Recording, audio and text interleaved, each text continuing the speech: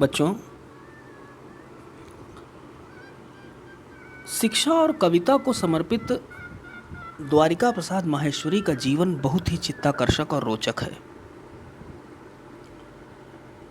उनकी कविता का प्रभाव सुप्रसिद्ध बाल साहित्यकार कृष्ण विनायक फड़के ने अपनी अंतिम इच्छा के रूप में प्रकट किया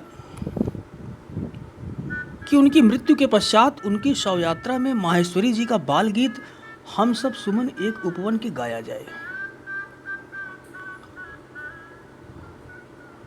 फड़के जी का मानना था कि अंतिम समय में भी पारस्परिक एकता का संदेश दिया जाना चाहिए। उत्तर प्रदेश सूचना विभाग ने अपनी होर्डिंगों में प्रायः सभी जिलों में यह गीत प्रचारित किया और उर्दू में भी एक पुस्तक प्रकाशित हुई जिसका शीर्षक था हम सब फूल एक गुलशन के। लेकिन वह दृश्य सर्वथा अभिनव और अपूर्व था जिसमें एक शव यात्रा ऐसी निकाली जिसमें बच्चे मधुर धुन से गाते हुए चल रहे थे, हम सब सुमन एक उपवन के। किसी गीत को इतना बड़ा सम्मान माहेश्वरी जी की बाल भावना के प्रति आदर भाव ही था।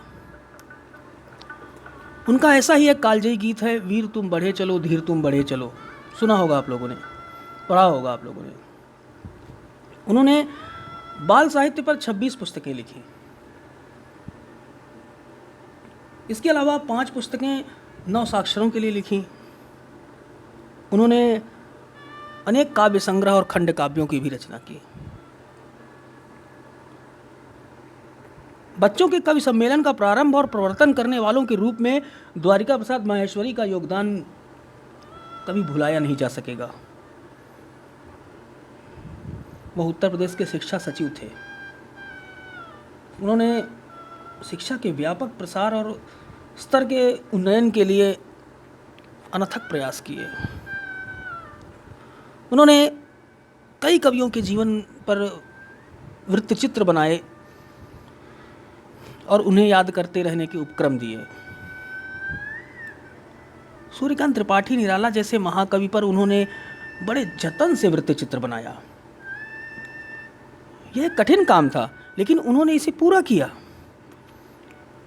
बड़ों के प्रति आदर सम्मान का भाव माहेश्वरी जी जितना रखते थे, उतना ही प्रेम उदीयमान साहित्यकारों को भी देते थे। उन्होंने आगरा को अपना काव्य क्षेत्र बनाया। केंद्रीय हिंदी संस्थान को वह एक तीर्थ स्थल समझते थे। इसमें प्रायः भारतीय और विदेशी हिंदी छात्रों को हिंदी भाषा और साहित्य का ज्ञान दिलाने में माहेश्वरी जी का अवदान हमेशा याद किया जाएगा।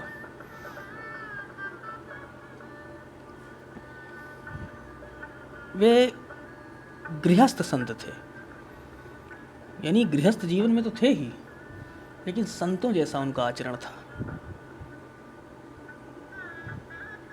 आइए हिंदी गुंजन की पहली कविता, पहला पाठ, इतने ऊंचे उठो का हम लोग अध्ययन करें। सबसे पहले मैं इसका आदर्श पाठ करता हूँ। आप लोग भी इसी तरह से पढ़ने का अभ्यास करें और इसके बाद कविता की व्याख्या देखी जाएगी। इतने ऊंचे उठो कि जितना उठा गगन है, देखो इस सारी दुनिया को एक दृष्टि से, सिंचित करो धरा समता की भाव वृष्टि से। जाति भेद की, धर्म वेश की, काले गोरे रंग द्वेष की, ज्वालाओं से जलते जग में इतने शीतल बहो कि जितना मलय पवन है। नए हाथ से वर्तमान का रूप संवारो, नई तूलिका से रंगों के, नई तूलिका से चित्रों की रंग उभारो। नए राग को नूतन स्वर दो, भाषा को नूतन अक्षर दो। युग की नई मूर्ति रचना में इतने मौलिक बनो कि जितना स्वयं सृजन है।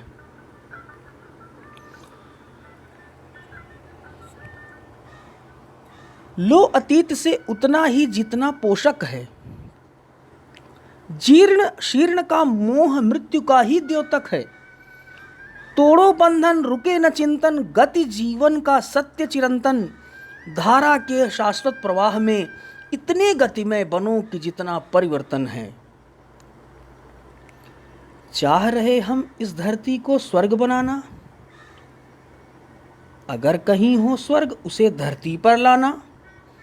सूरज चांद चांदनी तारे सब हैं प्रतिपल साथ हमारे, दो कुरूप को रूप सलोना। इतने सुंदर बनो कि जितना आकर्षण है।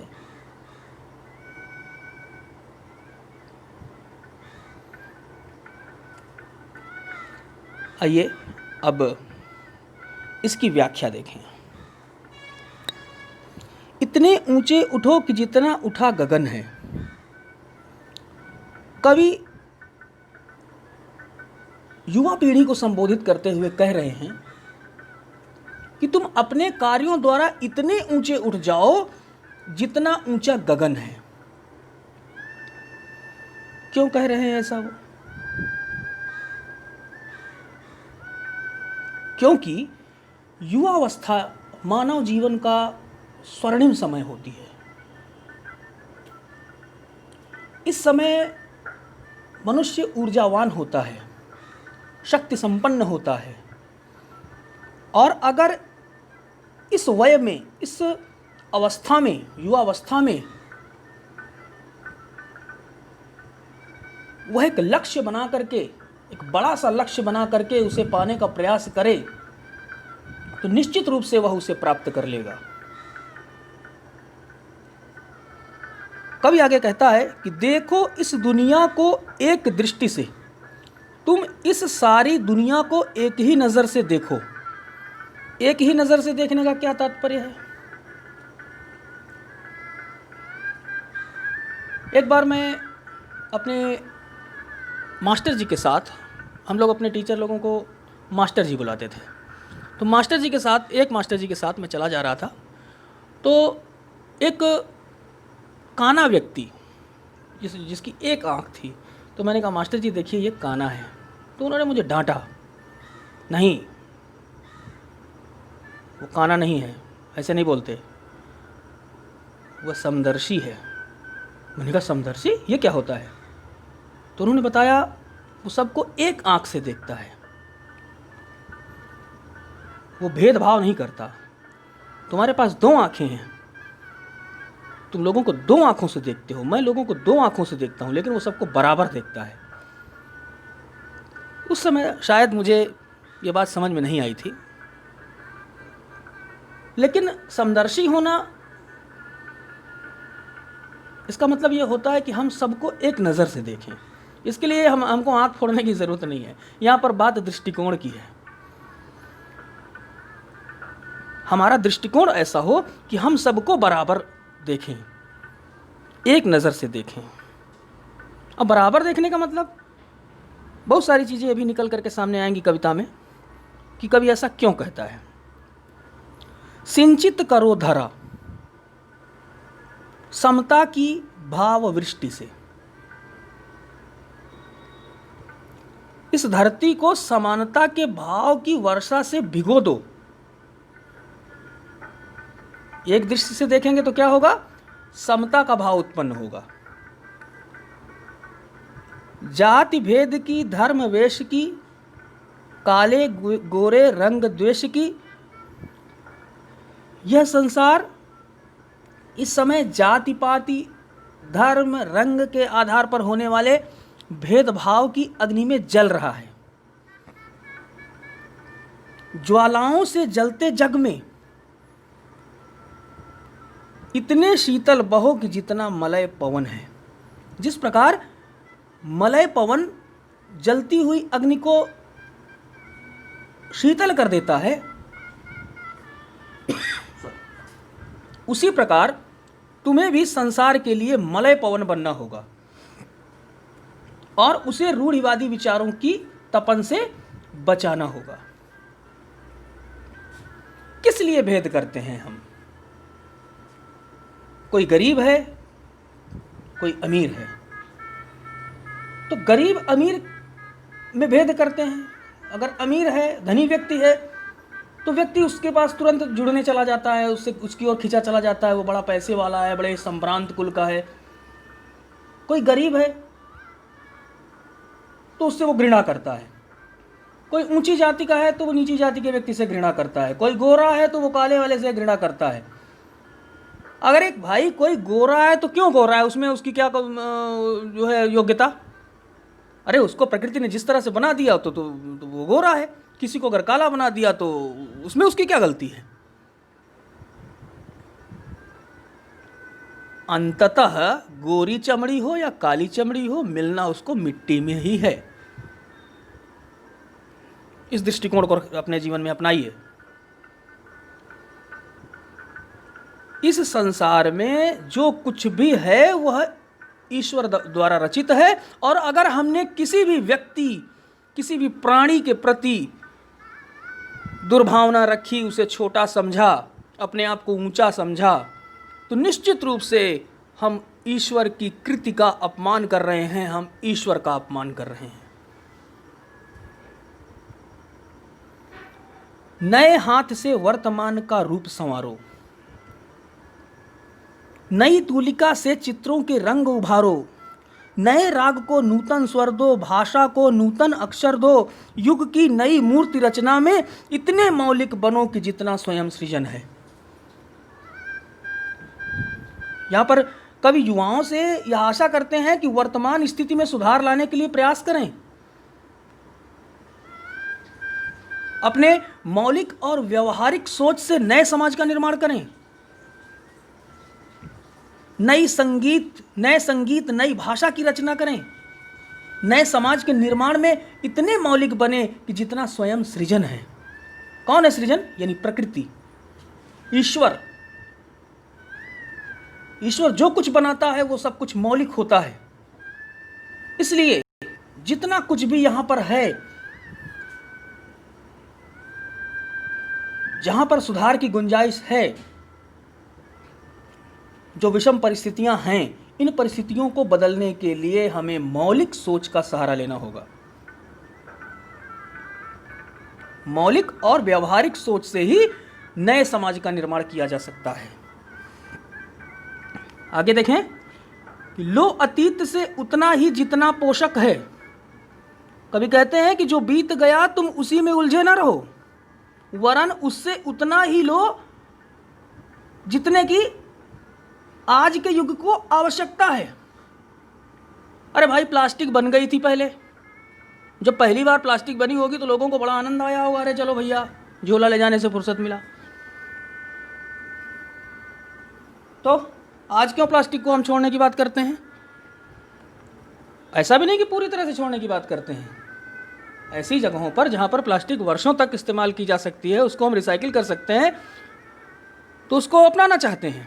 लेकिन जिसे हम पॉलीथीन कहते हैं, जिसको हम एक बार यूज़ करने के बाद उसको कूड़ेदान में डाल देते हैं और बाद में फिर जो है उसको रिसाइकिल भी नहीं कर सकते, वो कूड़ा बनती हुई चली जाती है, तो उसको छोड़ने की बात करते हैं। क्यों? ये नए अपडेट्स हम क्यों ले रहे हैं? अगर हम अतीत को पूरी तरह से समेट के लेके जाना चाहेंगे, तब तो हमारे घर में ढेर सारा कूड़ा भर जाएगा। आप दिवाली में घर की सफाई करते हैं, विभिन्न त्योहारों में घरों की सफाई करते हैं, बहुत सारा ऐसा सामान होता है जिसको आप निकाल के फेंक देते हैं, या आपके यूज का नहीं है तो किसी को दे देते हैं कि तुम्हारे यूज का है तुम इसको ले जाओ। क्यों ऐसा करते हैं? क्योंकि हम नए अपडेट्स चाहते हैं, अपने घर को सुंदर बनाना चाहते हैं, व्यवस्थित करना चाहते हैं। इसी तरह से हमारे अतीत से हमें जितना कुछ लेना है उतना ही हमें लेना है। लो अतीत से उतना ही जितना पोषक है, जीर्ण शीर्ण का मोह मृत्यु का ही द्योतक है। पुरानी परंपराओं को ढोते रहने से प्रगति के मार्ग पर आगे बढ़ना मुश्किल हो जाएगा, और गति का रुकना मृत्यु के ही समान है। अगर हमने पुरानी परंपराओं को, जो कि हम कैरी करके नहीं ले जा सकते, लेकिन फिर भी हम उसके साथ चिपके हुए हैं, उसको ढोना चाह रहे हैं, तो हम कैसे बढ़ पाएंगे? वो इतनी ज़्यादा हो जाएंगी, उसकी मात्रा इतनी अधिक हो जाएगी कि हम उसके साथ चल ही नहीं पाएंगे, वहीं बैठ जाएंगे। तो फिर से देखें कि लो अतीत से उतना ही जितना पोषक है, जीर्ण शीर्ण का मोह मृत्यु का ही द्योतक है। कि जो बीत गया है तुम उसी में उलझे ना रहो, वरन उससे उतना ही लो जितने की आज के युग को आवश्यकता है। पुरानी रूढ़ियों को, पुरानी परंपराओं को ढोते रहने से प्रगति के मार्ग पर आगे बढ़ना बहुत मुश्किल हो जाएगा, और रुकना मतलब मृत्यु के समान ही है। धारा के शाश्वत प्रवाह में नहीं, तोड़ो बंधन रुके न चिंतन, गति जीवन का सत्य चिरंतन। धारा के शाश्वत प्रवाह में इतने गति में बनो कि जितना परिवर्तन है। जीवन का सत्य तो गतिमान होना ही है, गति जीवन का सत्य चिरंतन। धारा के शाश्वत प्रवाह में इतने गति में बनो कि जितना परिवर्तन है। इसीलिए पुरानी परंपराओं के बंधन से बाहर निकलो और परिवर्तन की इस धारा में इतनी ही गति से बहो जितनी गति स्वयं परिवर्तन में है।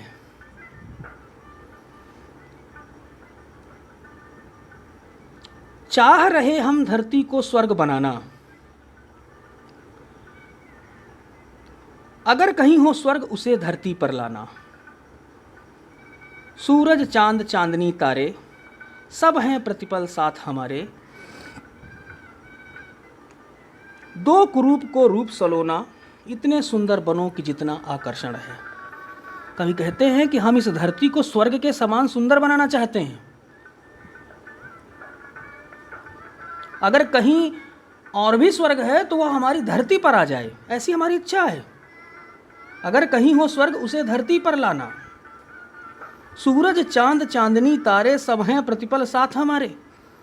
नए समाज के निर्माण में धरती को स्वर्ग जैसी सुंदर बनाने में सूरज चांद चांदनी और तारे यानी समस्त प्रकृति तुम्हारे साथ है। दो कुरूप को रूप सलोना, इतने सुंदर बनो कि जितना आकर्षण है।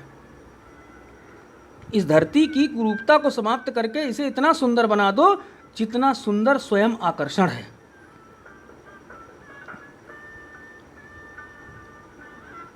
यहां पर जो कवि ने कहा कि सूरज चांद चांदनी तारे सब हैं प्रतिपल साथ हमारे, यानी ये सारी चीजें हैं, सूरज हैं, चंद्रमा है, चांदनी है, तारे, यानी सारी की सारी प्रकृति हमारे साथ है। बस सिर्फ और सिर्फ ज़रूरत है शुरुआत करने की, इसकी कुरूपता को समाप्त करने की। और इसके लिए क्या करना होगा कि हमें समता की दृष्टि अपनानी होगी, दृष्टिकोण हमें सुधारना होगा। धन्यवाद।